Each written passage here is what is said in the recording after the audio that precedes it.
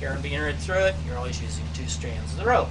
We obviously like them this way. The other thing about climbing ropes is, when we pitch them off the side of a mountain, if they knot 50 feet down the side, this is not particularly good. So we like them to be in a format that when we throw them out, what do? They just uncoil. That's really great. All right. Now, again, if I were to do this over my arm, I promise you, I would generate a granny knot. Now remember, climbers' ropes are typically 750 feet long. That's 350 feet total belay. If you tried winding that over your arm, you would go crazy. Okay, trust me, that's a lot of line. But the other thing is that when you pitch that over the side, you've had a knot before it got 6 feet over the side of the hill. Okay, so you say, how do you do this so that you don't end up with that, okay, and you end up with a rope that you can actually use? Well, here's how you do it. You're starting with the middle of the rope. Put the rope around your neck like this. Take it down to about waist high. Now, there's a reason for this. If you carry it on a backpack or something, this is about the maximum length for it to get across the pack and not hang down where it's going to get trapped in your legs. Okay, now this is extremely difficult. It requires a lot of concentration, like none. Okay, you start over here, okay? You take yourself a chunk of this rope like this, you put it around your head, like this, and you pull it down to where you got this over here. You with me so far? Then what do? I hold on to this, I grab some of this, I put it around my neck, right? And I take it down to here. Right? Went around different sides. Now, what am I doing? Am I coiling this rope? No, I'm laying it flat. Now you could do this, yeah, and you could do this on the ground, but it'd drive you nuts. Okay, so you're going to keep doing this, switching hands, run it around your neck, okay, like this. Now, by the way, there are some girls here. I will tell you there's a problem with women and hair. Most climbing jackets have hoods. Raise the hood, stick your head up, and you don't have a problem. But you don't want to get this mess caught in your hair. I will leave it at that. My wife can explain the problems with that. She used to tie my lines. She was not a climber, but she tied my lines. For the only person I ever allowed to tie my lines, my wife. And it was only after I made sure that my life insurance didn't cover me on a phone. Okay, so you're just going to continue doing this until you end up with about 7 feet, 15 feet on a climbing rope. About 15 feet is a good number. Okay, now here's the thing. You can cinch this up anyway, put a cable tie on it. But here's how you get rid of it. You walk away from it and you pull it off your shoulders. Okay? What's different about this? It's laying flat up here. It's not tangled, right? So the point is, when I cinch it up at the end, you know, when I actually tie this thing, let's just take it off the top. Try not to be mean to it. Put your cable tie around it if you want to. I don't care. And you simply cinch this up and throw it in a bucket. When you take it out of the bucket, undo it like this, lay it across your shoulders like this, and then to display the rope, you just do this. You're not going to be untangling, you're not going to be uncoiling it, you're just going to be taking off the layers. Does that make sense? Yeah. Climbers, if you take this and you take it to the top of a mountain, you pitch it off a mountain, it'll totally unwind itself. And why is that? It's not coiled. It's laid flat. So there's nothing to what? Knot. The only way you get a knot, topologically speaking, is it takes at least one radius. Okay? If I lay things flat, it will not tie up. So when you go to do the guy wire ropes, okay, grab the business ends, you know, the two ends of it, lay it out, find the center of it, lay it across, okay, cinch it with the ends or use a cable tie, I don't care. Okay, but when you go to take it across, lay it across your shoulders and lay it out that way. You'll know pretty quick if you've laid it upside down in your shoulders when you've wrapped it. Okay, you'll know, but look at this. See this? Was it that easy yesterday? No. Okay, so you can do that. Now, this is just Climbers 101, okay, but there are a couple of things about this that you need to remember. Climber ropes are all steel cord, okay, and they all have many layers of nylon over it. There's an advantage to this. As you are doing this, you're running your fingers along this, right? What do you think you're going to feel if you do that? Afraid. Yeah. Get it? So you're going to know if it's done, okay? Climber's Rule 101. If you've got 2 wraps across your shoulders and you feel that 750 feet of rope goes in the trash. And by rules, we have to cut it into 1 meter long pieces. So no climber can ever use that rope, okay? So the point is, it allows you to inspect the rope, make sure it's okay, and if it's not okay, you're going to know when you're putting it away, right? So what does that mean? If you find a rope, you're either going to repair it, and repairing nylon ropes is next to impossible to do it properly. Okay, so you're going to throw it away. So the next time you go to field day, what are you going to have in the bucket? Only good ropes. That makes sense?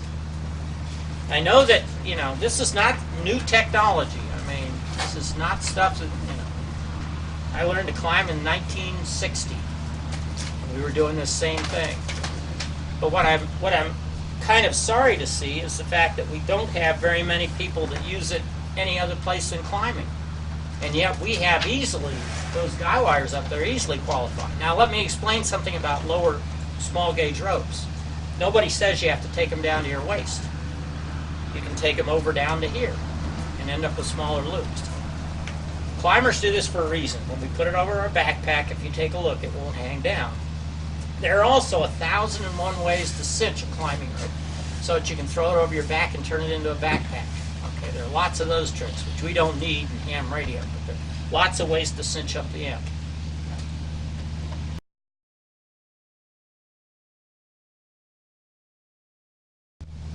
Okay, so what you want to do is, as you do the turns, when you do it, first one's easy. Now you see how this one's starting to splay out? What you can do is start twisting this until it lays flat again. You're taking the twist out of it that was put into it by the many times you did it wrong. Okay? So does that make sense? It's pretty easy. There are plenty of YouTube videos. The pros from Dover, if you ever see a guy on a road crew start to do this, which is fantastically quick, he'll do this. He'll throw the cable out like that. Okay? And you come back, he'll use his thumb to do the twisting. I can't do it. I've tried it, I can't do it. But I've seen plenty of guys that do it. When you take it apart, it works just fine. Now, if you do that cable properly and you drop it, it'll be less kinked. Can't promise on zero kink. Does that make sense? It's real easy to do.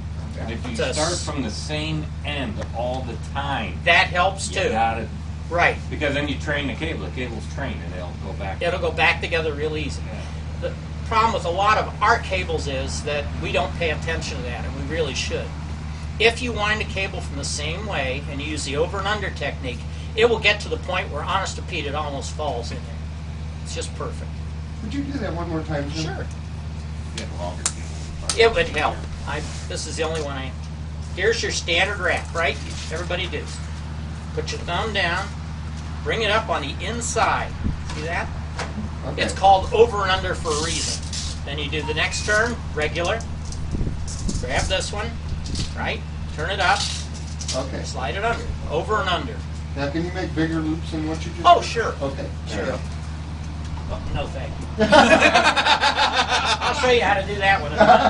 Okay, but the trick to this really is that when you're done, if you started doing this right with the cable, it will lay very flat. Okay. Okay. A couple other things. If you are using cable ties, okay, to cinch your wire, do not get overly enthusiastic when you cinch them down. Okay. Second, the more cable ties you put on it, the more stress you put in it. So try not to put a dozen cable ties just so this thing looks like the world's perfect donut. Okay? All right. That's the first thing. Yeah, go over what wrap. I know a lot of you have seen red this. Anybody seen this before? Yeah. The knot from hell? No, it's not really the knot from hell. Grab the bottom of that. Take a walk. One side or both loops? Just grab a loop any place. Wow. Okay? Okay. This is called a shepherd's knot. Mathematically, it is called a loose tangle. I'm a mathematician. You have to get that in everything I do. They'll tell you I do that on everything. Okay, it is basically a fancy slip knot. But you start off with, and this is something you must get in the habit of doing. If you go to any military base, you will see that every rope, every cord, everything has the middle of it marked. It's called a climber's mark because in mountain climbing we always use the rope from the center. We're always using 2 strands of the rope. Okay, so when you buy a cable, fillet the cable out, just run it out, find the middle of it. You know how to do that, right? You connect the 2 business ends together, right? Right? When you do that, when you get to the place where you're out of cable, you're at the middle. Okay? So what you're going to do is you're going to start a shepherd's knot. Start off with the loop like this. Okay? Fold the loop over like this. Put this in your hand like that. Got it so far? Shove this through it. Okay? Bring it up like that. Now you got a new handle. Move your hand to this. Shove it through. Move your hand to this. Shove it through. Move your hand to this. Shove it through. Creates a new handle. Move it to this. Shove it through. Okay? When you finally get to the point where there's nothing left to shove through, pull it through it and it holds it in one piece. Now watch this. Wow. A 100-foot extension cord done with this properly creates a 7-foot long bundle. Now here's an interesting thing about a shepherd's knot. This is really cool. When you use a shepherd's knot, it has some mathematical properties to it that are kind of cute. But let's do this again. What we're going to do is fold it over. See the loop? We're going to pull this through. Now the big thing is the same direction all the time. Got it? So we're going to pull this through, and we're going to create a handle. See how that did? Going to hold that handle. Push it through.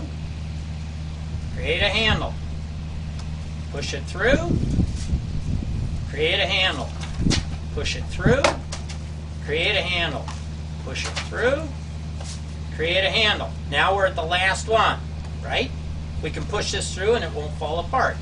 Here's the thing about it. You have both ends of the extension cord in one spot. So let's say you got a 100-foot extension cord, but you only need 6 feet of it. Fine. Undo a few, throw the rest on the floor, and use what you need. When you get back, guess what you do? Push it through, build it back up again. Now this is a neat thing for a lot of reasons. Number one is it's less strain on the extension cord. Number two is that when you do your fancy rolls with your extension cords, here's what you basically do. When you're doing a shepherd's knot with a long cord, keep a 5-gallon Lowe's bucket there, and as you do it, it'll fall to the ground. Just let it fall into the barrel. When you get that all done, you grab the business end of the deal and you lift it right out of the barrel. It will not be tangled. A shepherd's knot technically can never be tangled. Okay? So you can just stuff it into it, or you throw it on the floor, all bunch it up. You know, you bunch it all up, throw it on the floor, you pick it up by this, and it'll all come undone. It's a simple thing to do. Start away from the plug. One more time. Pull this over. Okay? Push it through that eyelet I just made. That's your new handle. Push it through that one. Right? New handle. Push it through. New handle. Push it through. New handle. Push it through. New handle. Just keep doing that until you're out of stuff to do. Okay? When you cop this thing up and you throw it on the ground or whatever, and you pick it up, you'll still be able to grab it by the end and undo it. Now, how many times can you do that? That's tough to do. You coil it up. I'm telling you, you coil it up and you throw the coil on the ground. You put twists in it. And what's going to make that do it is all those things that are laying flat and pretty end up intertwanging with each other. And that's what gets you problems. Is that easy to do? It's called a shepherd's knot. The other thing is you hang your cords. You don't throw them on the floor. You just put hooks up in your garage and hang them. When you want to take it down, you can use as much of it or as little as if you want. If you wrap it up in a bucket, Where's one end of it? In the not so convenient place. Are reeled extension cords good to use? Yes. But I will tell you this, when you use a reeled extension cord, the only way to get it without twist is to lay the entire extension cord out straight ahead of it, okay?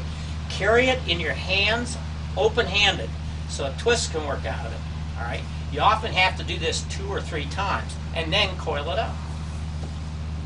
Is that simple, easy to do?